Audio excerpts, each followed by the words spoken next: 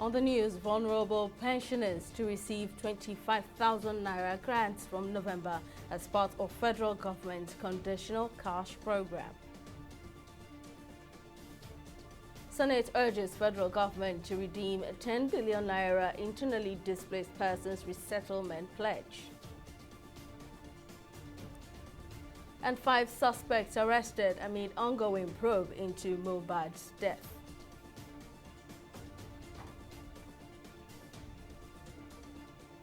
Hello and welcome to News Now on TV 360 Nigeria. I am Simisola Adigun. The federal government says it will commence payment of 25,000 naira grants to the benefiting members of the Nigeria Union of Pensioners captured in the expanded National Social Register of the Conditional Cash Transfer Scheme. Minister for Humanitarian Affairs and Poverty Alleviation, Betta Edu, announced this on Wednesday when she met with the leadership of the Nigerian Labour Congress in Abuja. The minister explained that the decision to include vulnerable pensioners in the FCT scheme in the CCT scheme was President Bola Ahmed Tinubu's commitment to Labour leaders, which he will deliver on. More details in this report. One of the reasons for the expansion of the National Social Register by the federal government is to ensure targeted transfers to poor and vulnerable households in the country. To this end, the federal government has unveiled plans to commence the payment of 25,000 naira special grants under its Conditional Cash Transfer (CCT) scheme to vulnerable pensioners by November as part of disbursements to 15 million vulnerable households for 3 months. At this meeting with the Nigeria Labour Congress, the Minister for Humanitarian Affairs and Poverty Alleviation, Betta Edu, appealed to the union to help fast-track the process of collating data of would-be vulnerable pensioners' beneficiaries so that they can start receiving CCT. The President mentioned very clearly that he would be giving funds to Nigerians through the conditional cash transfer as part of the National Social Safety Net expansion.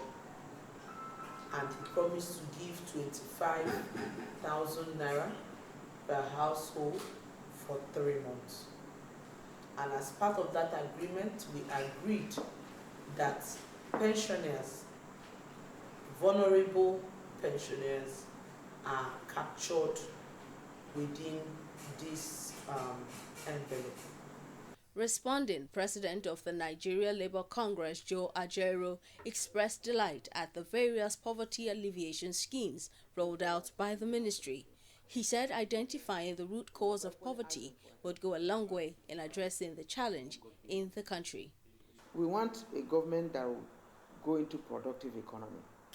If you are into productive economy, 1 or 2 factories, even if it's the refineries are working, if you empower the workers and enhance their purchasing power, the economy will grow. Because whenever, if you check at the end of the month, when workers earn salary, you see everybody going to market to buy, and the traders, everybody. So we'll look at it beyond, palliative, beyond giving people 10,000, 20,000, and see what we can do to pull a substantial number of people out of poverty. Yes, we know that everybody can be rich, but people can at least feed. That's the area we're looking at. People can feed, people can get small shares. On his part, the president of the Nigeria Union of Pensioners commended the federal government for prioritizing the welfare of retirees in the country. We're already working with the PTAD, Pension Traditional Arrangement Directorate, to give us the list of pensioners whose pensions are below 10,000 naira. And I can assure you that before 1 week, we are going to have that comprehensive data. The NLC and Pensioners Union further urged the federal government to provide a more productive economy for citizens. Simisola Adigun, TV 360 News. Following the ongoing communal clashes between its members leading to the loss of lives and property, the Osun State government has ordered a 24-hour curfew with immediate effect in the Ifon and Ilobu communities of the state. A statement by the Commissioner for Information and Public Enlightenment, Kolapo Alimi, announced that the curfew is to forestall further breakdown of law and order in the two communities.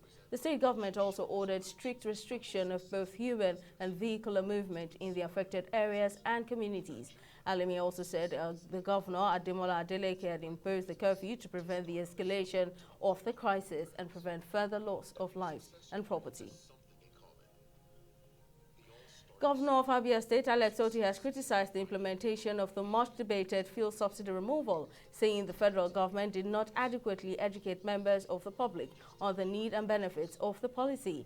While acknowledging that the removal of petroleum subsidies was clearly the right decision, Otti said in its practical application, subsidy on petroleum products benefited the rich 97% of the time. According to Otti, this system encouraged arbitrage, waste, and other forms of corruption as a result of the absence of effective monitoring and reporting systems and deliberate manipulation of the system by connected individuals in connivance with dishonest officials. Let's discuss this further. I'm being joined by public affairs analyst Adewale Ajadi. Thank you very much for joining me, Mr. Ajadi. Now, the plan to stop payment of petrol subsidy has been an ongoing topic even before the eventual removal. Do you agree with Governor Otti that Nigerians were not properly educated on the policy? Well, thank you for inviting me. I don't know that that's the simple issue, but it's certainly true that Nigerians are not educated by the policy change. One of the most interesting things is that we are never educated by these things completely. We have different distortions of whatever government says. So to say they weren't educated properly means that there's a simple way to educate them. I'm not sure that's the case. Remember, we've been discussing these things as far back as the Jonathan administration, and we've been dealing with some of the issues. I think the real challenge is that we have never learned from our own policy efforts. We never review them, so we don't learn enough to implement new policy efforts. So, for example, the removal of subsidy on diesel should be something that we reviewed in total. We explore what are the lessons, what are the strengths of removing subsidy in that way, what are the things we need to improve, and such like. But we have not done that. So that's also something that we might need to look at. How would you rate the federal government's effort at reducing the effect of subsidy removal, and what more do you think can be done to cater for the masses? Well, certainly, let's put it this way: we are not as bad as what happened in Angola, because Angola did not completely remove its subsidy, but the consequence in violence and riots, the partial removal of subsidy, we can see. Nigeria claims that it's completely removed the subsidy, but it's debatable whether we are following market forces entirely. The issue has to be the alternative to the current fuel we use, alternative fuel. I think the LPG policy is a brilliant idea. If we pilot it, if we start from the federal government, for example, piloting it or prototyping it in Abuja, and all federal government agencies now convert to LPG. The movement away from dependence on petrol, the ways in which we know that people look at the long-term future, not just short-term palliative care.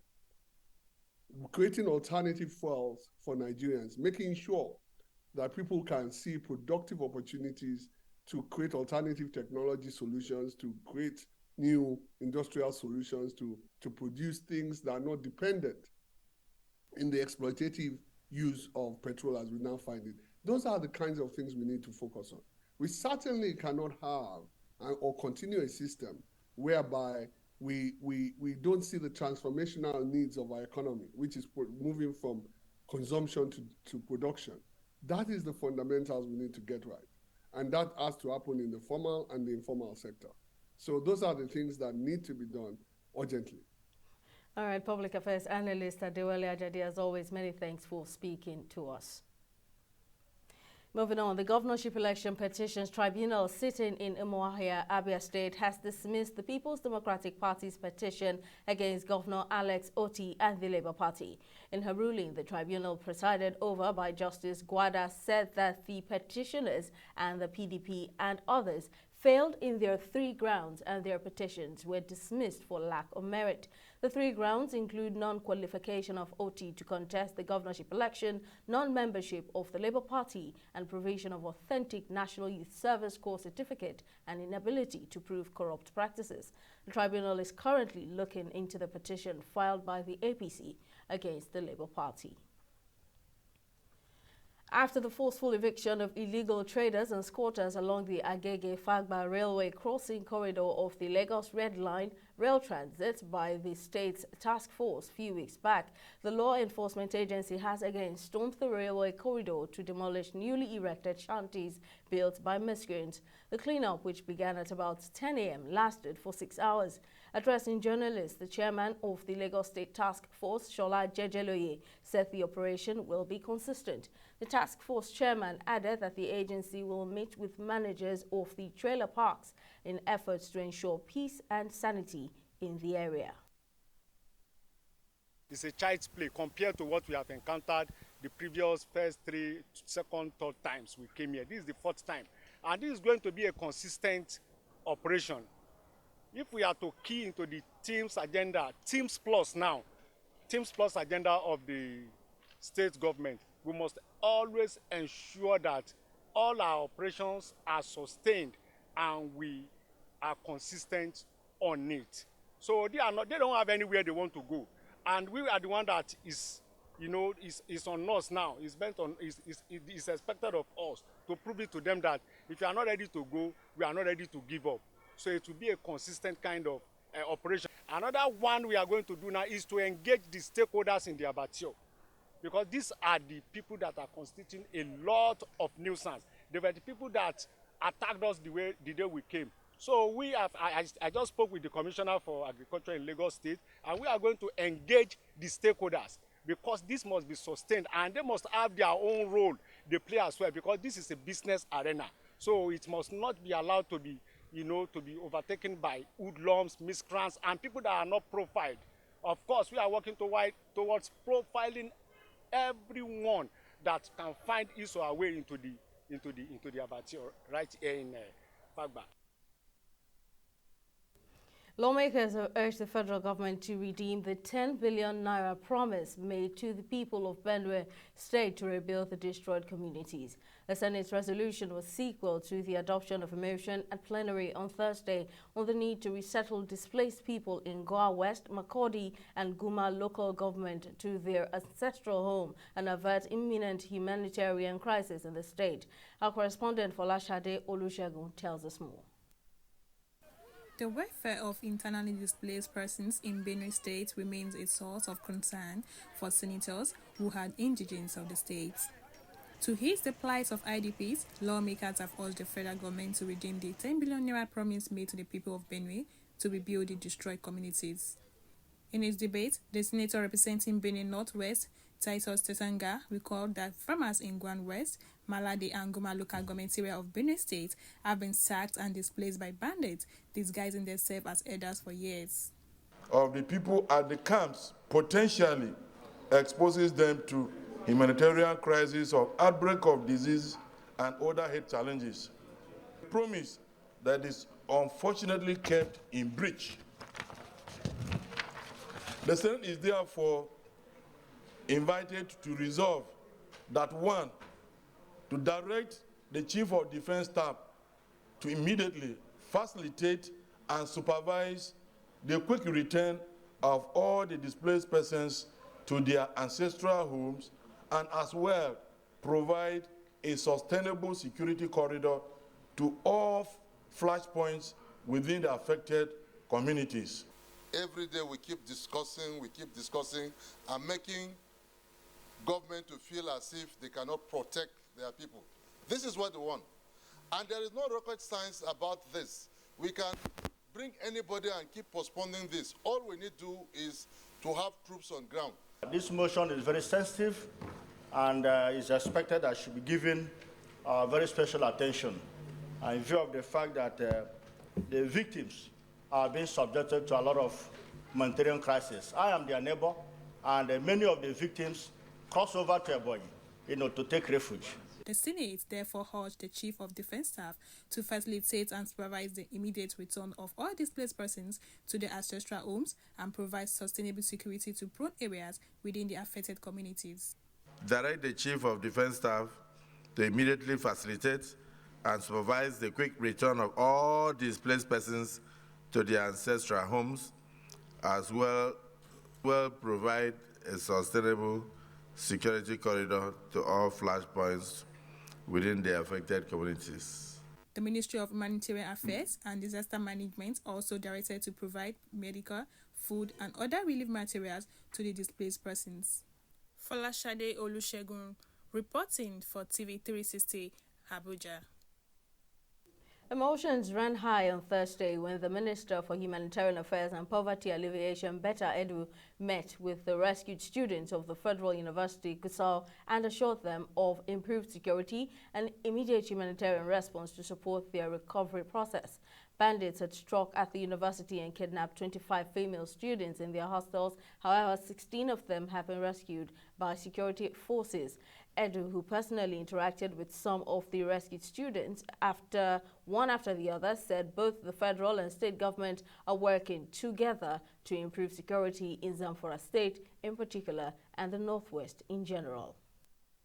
I've been sent here by the President of the Federal Republic of Nigeria to see the students and, of course, the entire university community that were affected by the sad incidents that occurred 10 days ago. What's most important is that we're grateful to God that 16 out of the 25 of them have been rescued or have either found their way back, they've escaped, and we are happy that they're in good condition. We will work with them as the humanitarian ministry to see that we can rehabilitate them, do some psychotherapy for them, and ensure that they are reintegrated back into community. We want to thank the government of Zamfara and, of course, the university management for the support to this entire process to see that all the 25 persons are rescued back. We want to assure Nigerians, we want to assure the people of Zamfara State, we want to assure those in this university that President Bola Ahmed Tinubu has their concern at heart. He would ensure there's improved security for students all over Nigeria to be safe, and at the same time ensure that those who are still in captivity are released and back to school as soon as possible. 5 suspects have been identified, arrested for their alleged involvement in events leading to the death of singer Ileriolu Aloba, popularly known as Mohbad. The Lagos State Commissioner of Police, Idowu Owohunwa, disclosed this to journalists at a press briefing on Friday at the State Command headquarters in Ikeja, Lagos. While mentioning that the results of the autopsy and toxicology test are still being awaited for, the CP said the injections administered on the deceased by the nurse Feishayo Ogedengbe led to the singer's death. The police commissioner said the investigation is still ongoing. 5 suspects have so far been identified, arrested and detained and interrogated on their alleged roles in the sequence of events that led to the death of the singer. The summary is as follows. Ms. Feishayo Ogedengbe is the auxiliary nurse who was contacted and invited by Yobami Sadiq, aka Spending, a friend of Mohbad, on 11 September 2023 to treat the singer at the deceased residence in Lekki. She eventually came on Tuesday, 12 September 2023 and administered 3 different injections, which are believed to have occasioned the chain of reactions that directly resulted in the eventual death of the singer. She is the principal suspect in the death of Mohbad. She acknowledged that it was the injections that she administered on the deceased that triggered the reactions which eventually led to Mohbad's death. Mr. Ayobami Sodiq, aka Spending. Sodiq is a friend to Mohbad who invited the auxiliary nurse to treat the deceased. He's been suspected of conspiracy in the death of the singer. Ibrahim Oluwatosin Owoduni, aka Prime Boy. He's a childhood friend of Mohbad. He attended the show at Ikorodu in Mohbad's company on 10 September 2023. At the end of the show, Mohbad and Ibrahim were engaged in a violent fight, during which Mohbad was injured. The management of the injury subsequently resulted in his death. Samson Balogun Eletu, aka Sam Larry, is a suspect who was arrested on allegation of being complicit in the death, as well as in relation to the videos that have gone viral about bullying and assaults, which in some quarters we believe perhaps had any link with his eventual death. He was arrested, he's still in detention. Abdulaziz Fashola, aka Naira Marley, was also arrested and is still currently in detention for similar allegations. Take a quick break here, but still to come. Jailed female activist Narges Mohammadi wins Nobel Peace Prize for fight against oppression in Iran. Stay with us for details.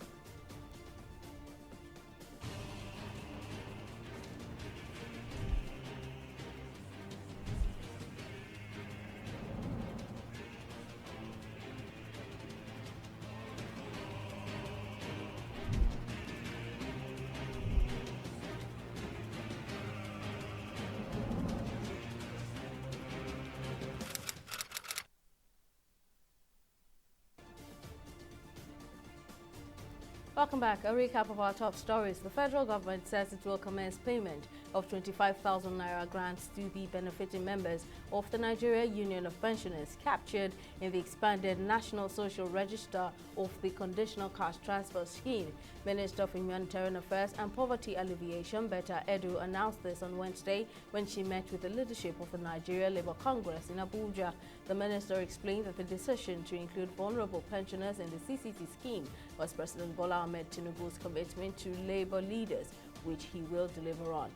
We also told you that 5 suspects have been identified and arrested for their alleged involvement in events leading to the death of singer Ilerioluwa Aloba, popularly known as Mohbad. The Lagos State Commissioner of Police, Idowu Owohunwa, disclosed this to journalists at a press briefing on Friday at the State Command Headquarters in Ikeja, Lagos. While mentioning that the results of the autopsy and toxicology test are still being awaited, the commissioner said the injections administered on the deceased by the nurse Feishayo Ogidengbe led to the singer's death. Now, in case you missed any of our news bulletins, or for more updates, you can catch us on Limex World TV or log on to our website on www.tv360nigeria.com. You can also follow us on our social media platforms on Twitter, Instagram, and YouTube at TV360 Nigeria, or download our mobile app on Google Play Store and Huawei App Gallery. On Facebook, we're at TV360 Online.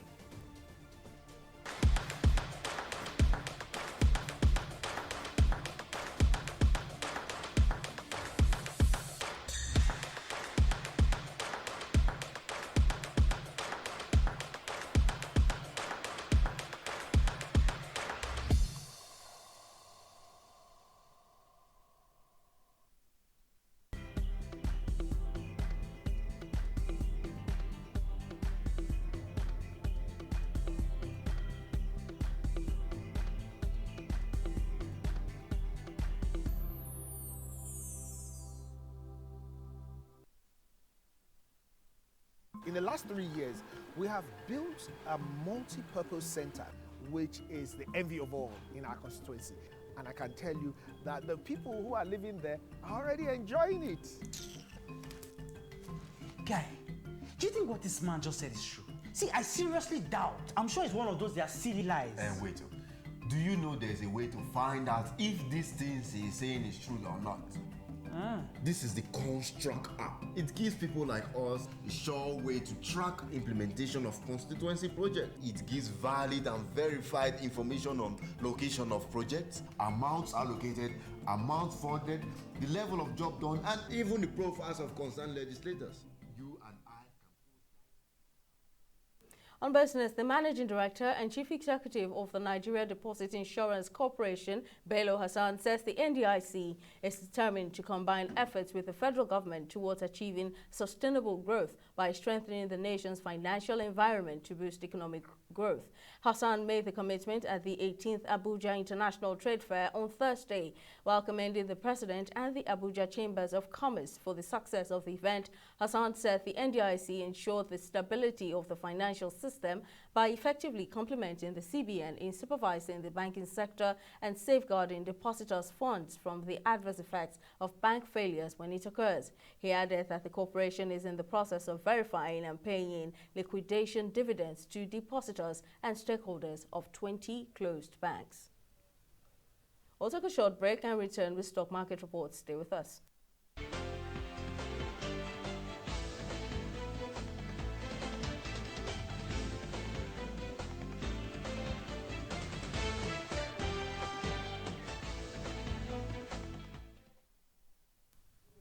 Bearish sentiments on the Nigerian Stock Exchange depreciated earnings by 0.17%, with the market cap standing at the 36.53 trillion naira mark. On the losing side, Oando PLC came out last with an end-of-day price depreciation of 9.55%, followed by Squal Nigeria. At the end of trading, investors exchanged a total of 374 million volume of shares valued at over 8 billion naira in 6,822 deals. To our select global stocks, the market ended in bullish trend for the UK's FTSE and US Dow Jones as they all traded at 0.58% and 0.97% respectively, while Japan's Nikkei ended on the negative side at 0.26%. Imprisoned Iranian human rights activist Narges Mohammadi has won the 2023 Nobel Peace Prize. Announcing the decision, the Norwegian Nobel Committee said Mohammadi, at 51, was honored for her fight against the oppression of women in Iran. The committee chairwoman, Berit Rice Anderson, said the activist's struggle has come at a tremendous personal cost. Mohammadi is currently serving a 10-year jail term in Iran's notorious Evin prison in the capital, Tehran.